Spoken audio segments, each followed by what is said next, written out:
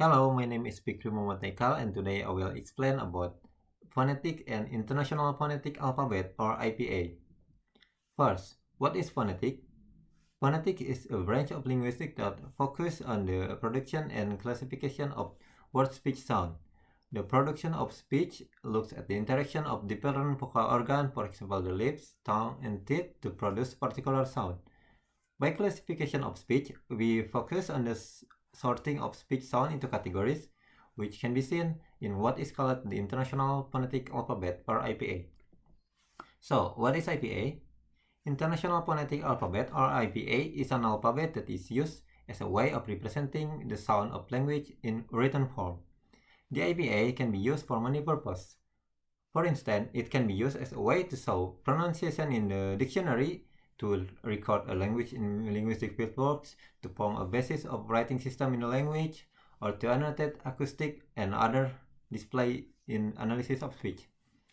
The IPA is composed in a chart that I will show you in the next slide.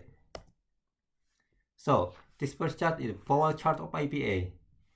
Now I will tell you how to read this chart. So, first look at the vertical axis of the chart. The vertical axis of the chart shows the height of each vowel sound. Sound higher on the axis have the tongue in the higher position and those lower have a lower position. Close here refers to lips being partially or mostly closed, and open refers to the mouth being more open. This match up with the high and low tongue position. So, for example, this E sound is closed, so your mouth is nearly closed, and this A sound is the open because your mouth is being more open and the tongue position is lower.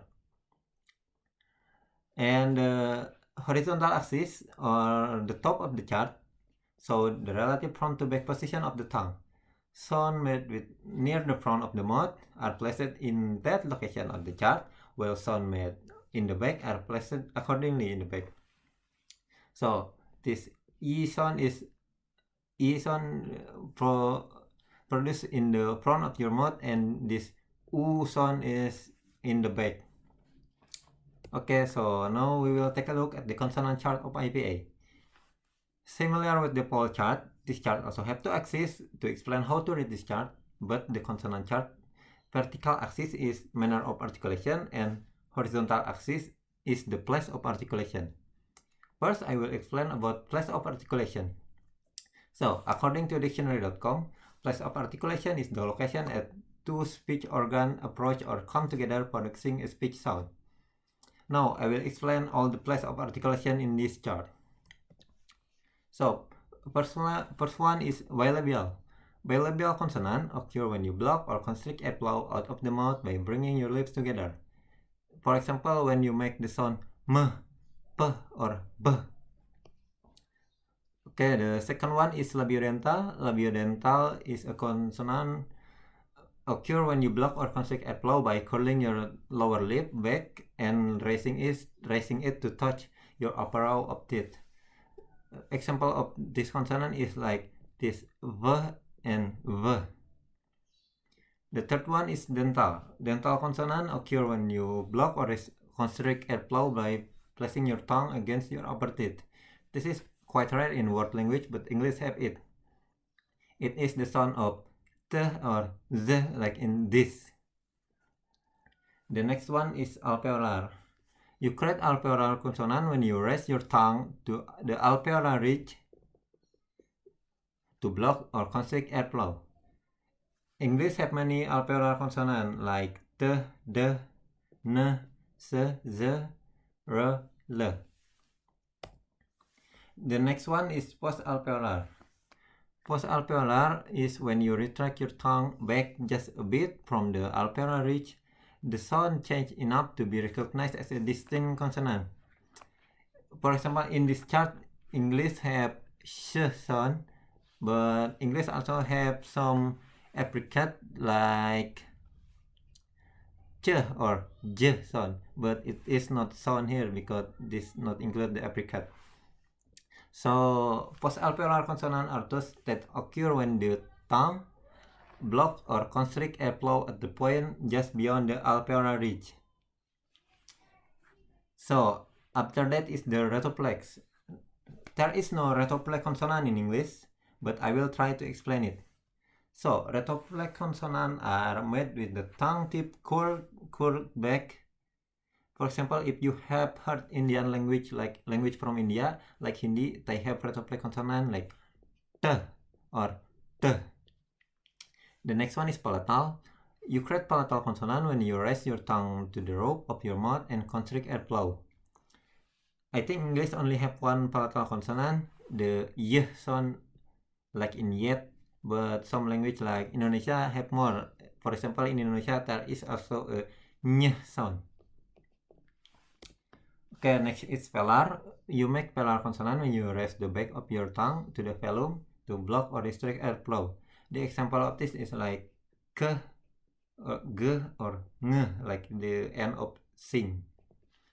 Okay, the next one is uvular. Uvular are consonant articulated with the back of tongue against or near the uvula. That is the farther back of the mouth and velar consonant. I think standard English don't have any uvular sound, but another language like French have uvular trill, that also called French R, if you know, like the r sound, and Arabic also have voiceless uvular plosive, this k sound, like in the abjad Arabic of top. Next is pharyngeal. Pharyngeal consonant is a consonant that is articulated primarily in the pharynx. I can quite pronounce this one, but pharynx sound is like the sound when you say abjad ain in Arabic. And the last place of articulation is glottal. Glottal consonant are consonant using the glottis as their primary articulation. In English, there are two glottal consonants. The first one is ha sound, like in how, and the second one is glottal stop, like the stop in or like the T sound in some English accent.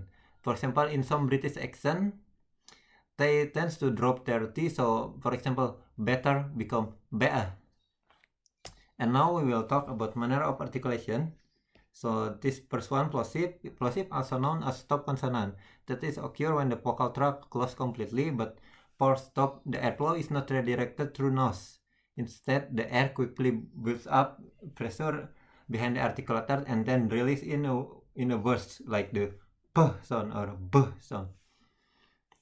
Next one in nasal. Nasal is similar with plosive, but you let the air pass through your nose, like m sound or n sound. Next one is trill, but I will explain the tap or flap first. So tap consonant are created when you tap your two speech organ. For example, this one is r sound. So you make it by tap your tongue to the alveolar, so it becomes sound like ra. And trill is like a flap or tap consonant, but you do it as many times as you can, like the trill are r, like r in Indonesian. Next one is fricative. Fricative sound involved on the partial blockage of vocal tract, so that air has to be forced through a narrow channel. The example of this is v, s, z.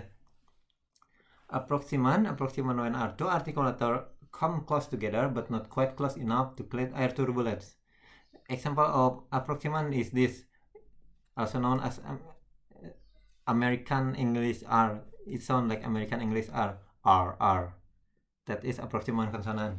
And the last one is this two, lateral consonant, as when the tongue blocks the middle of your mouth, so the air has to pass around the side.